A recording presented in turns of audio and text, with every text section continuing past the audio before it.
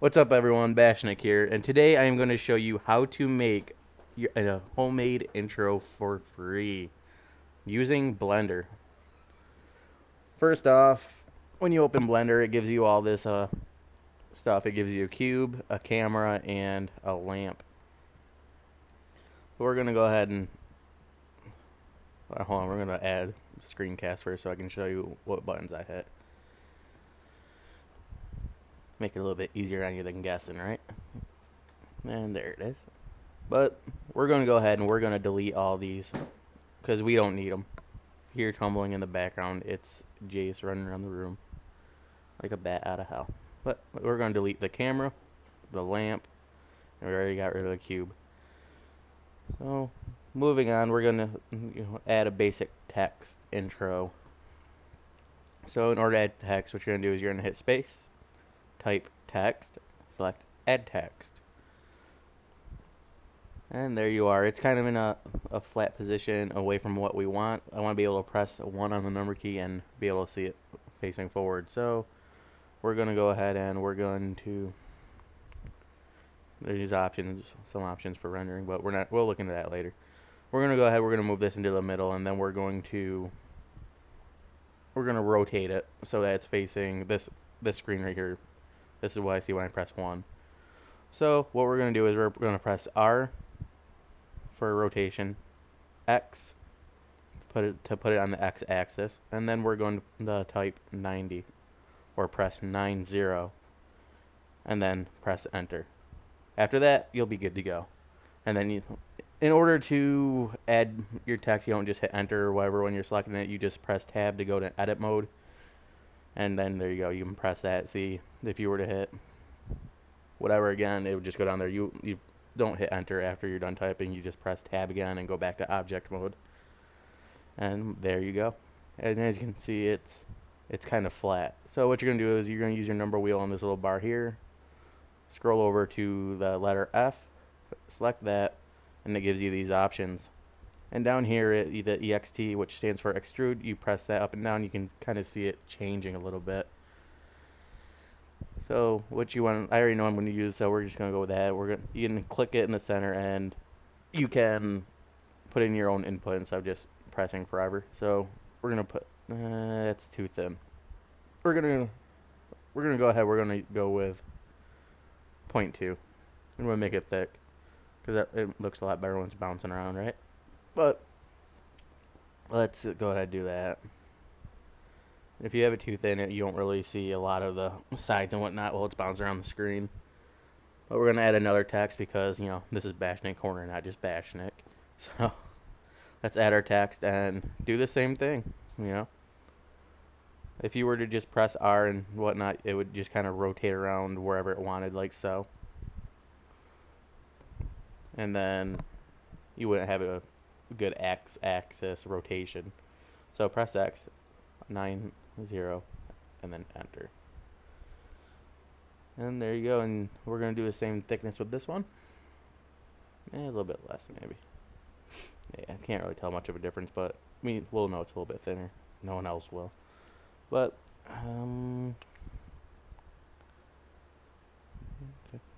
corner. And now that we have all our little stuff all set up here, you can kind of position it wherever you'd like. And then there you go. You got your text ready. Let's kind of move these out of the way. We're gonna go ahead, we're gonna add our camera. What you're gonna do is you can press spacebar, type camera, and select add camera, and it'll kind of put it at a good enough angle to which you won't have to play with rotation too much to get it to where you want it. You're gonna grab these little triangle bars up here and slide over another window. Press T on your keyboard and get rid of your toolbars because we don't need them anymore.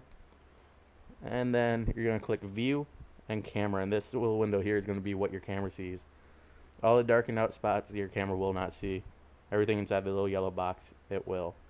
So let's go ahead and move the camera to where wherever you feel is a good enough position for enough of your words to fit in and have enough room to play around in and whatnot. So we're going to go ahead, we're going to move it over here and kind of have it centered.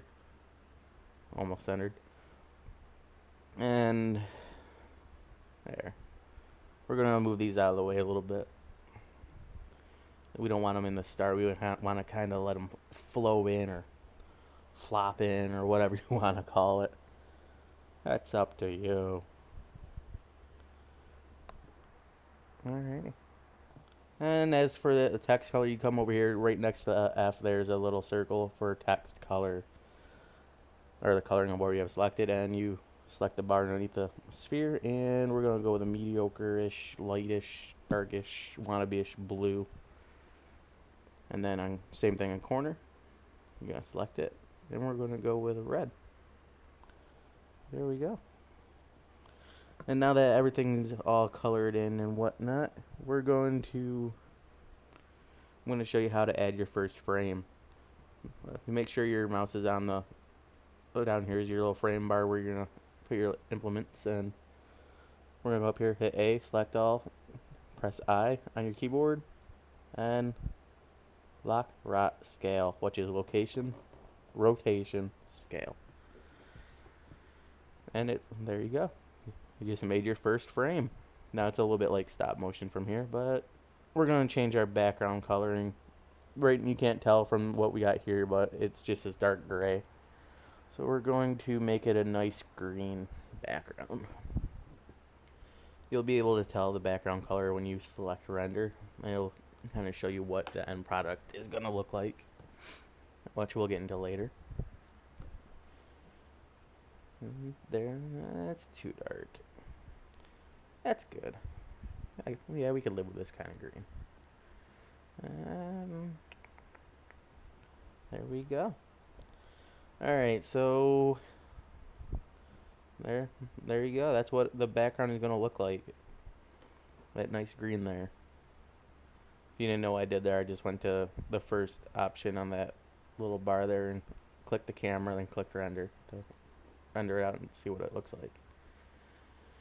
Alright, with our camera position and everything, we're going to go into everything here, and I'm going to speed up the film a little bit so it's not going to take a full 15 to 10 minutes of making this. But what I like to do is, for the first frame, I like to kind of put the tips of my words in a little bit, or whatever I'm working with,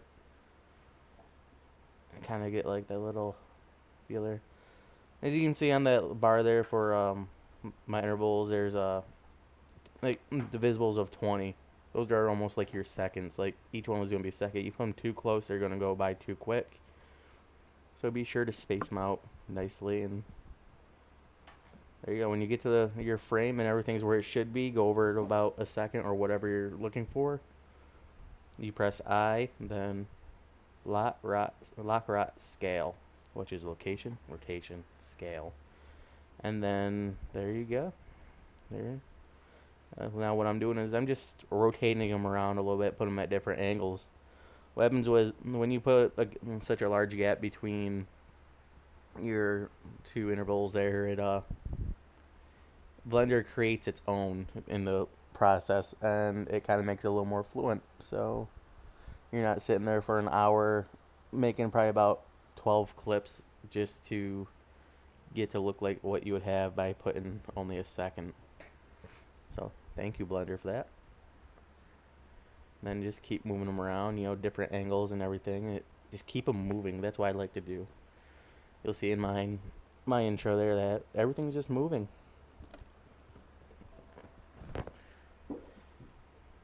That loud beep noise was my cat walking on the keyboard.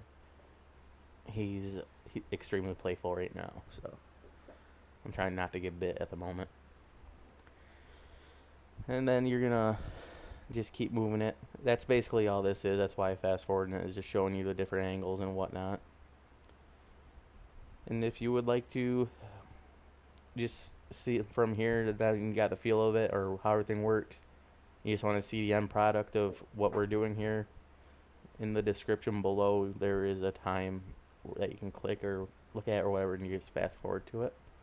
Then after the little preview, or whatever you want to call it, I'll show you how to save your file and what to save it under in order for it to be saved as a movie file. And then that will be it. As you can see, if you just go down here and you hold down your left button on your mouse if you're using a PC, you can kind of just slide it about, and it'll kind of show you the motions it's going to make.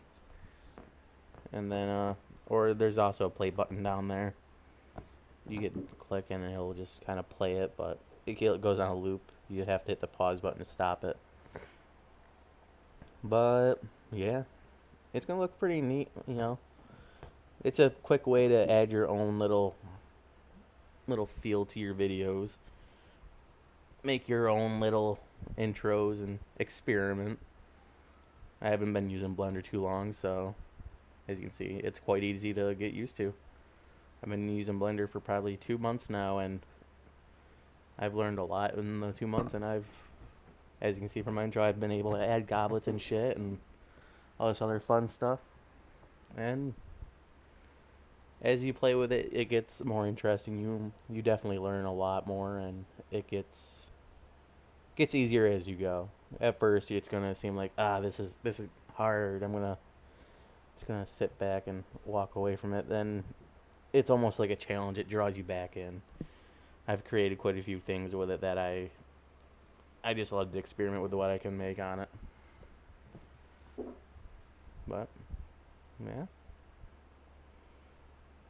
we're almost done here.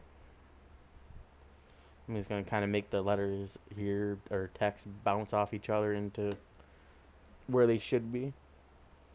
Another thing I like to do is I like to keep my intros short, around 5 seconds at the most, maybe 6.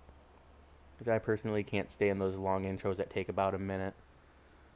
Most of the time I'll just look at those videos and be like, walk away. If the intro's this long, I don't want to know what the video's like. It's not worth the wait.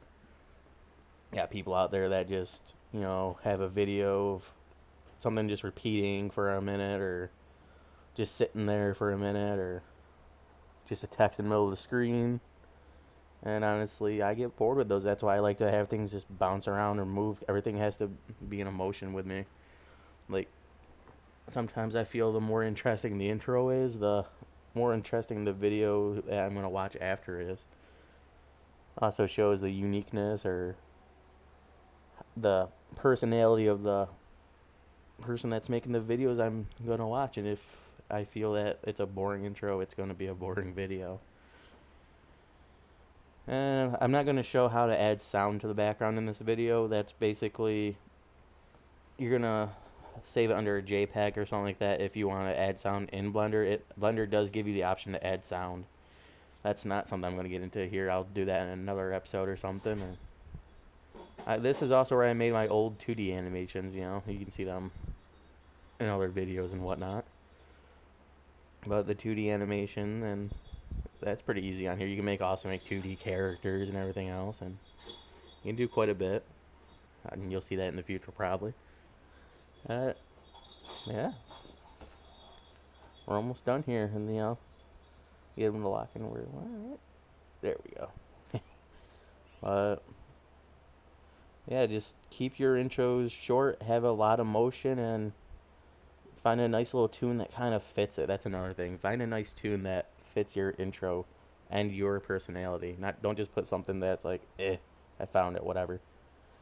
Put your own personality and interest into your intro. Let everyone know what you're about. Don't just throw things together just to throw things together. Just take your time. Make it what you want it to be. More interesting is the more people will want to watch it, like me at least.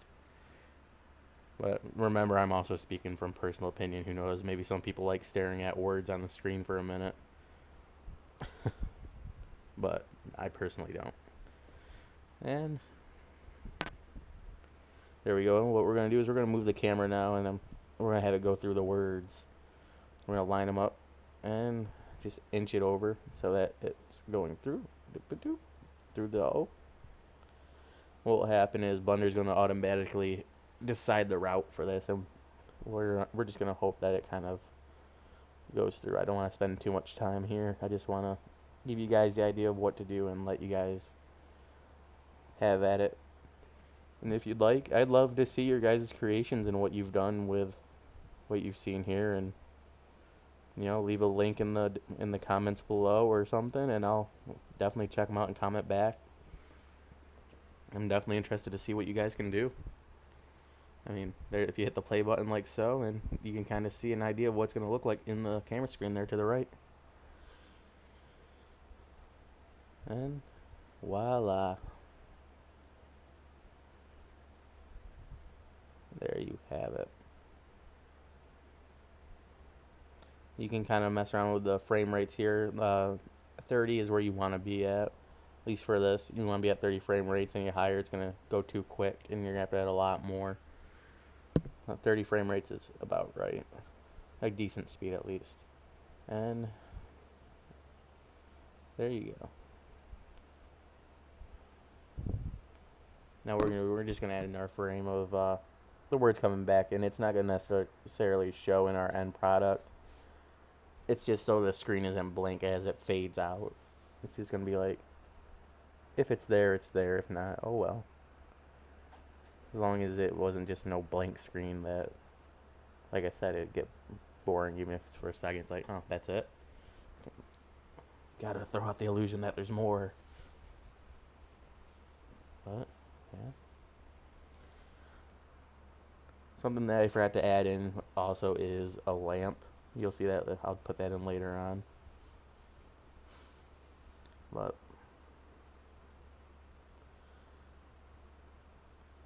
right here is a save file. You type in example here is intro, tutorial intro, and you're going to select raw because we don't have sound. And something I'm not showing in here is that little folder next to where you enter the text. You want to click that and select your file, or else it's just going to give you this error here. You will not get any further than that. But it's a good thing it accepted the error because I forgot to add the light. See? And that's what it'll look like without light. It'll just be black words bouncing around. So what we're going to do is you're going to press space and you're going to type a lamp, not light or anything else. You're going to type lamp. And then you're going to select it, and it'll give you an option to select from. We're going to select sun because it kind of gives off a nice ambient light. We're going to go over here, and we're going to position it to the left of the camera in the angle. You'll slightly see a difference in it. I mean, it's not like we're trying to add too much. We're just trying to lighten it up so it's not no dark feature or anything. Just play around with it and whatnot and figure out your different lighting angles. Find out the best one that suits you and go from there. So let's see how we did.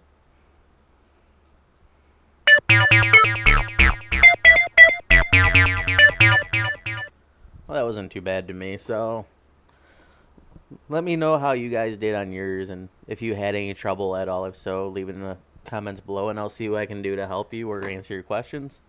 I would also like to see what you guys have created. So don't forget to like, comment, and subscribe. Until next time, Bashnik out.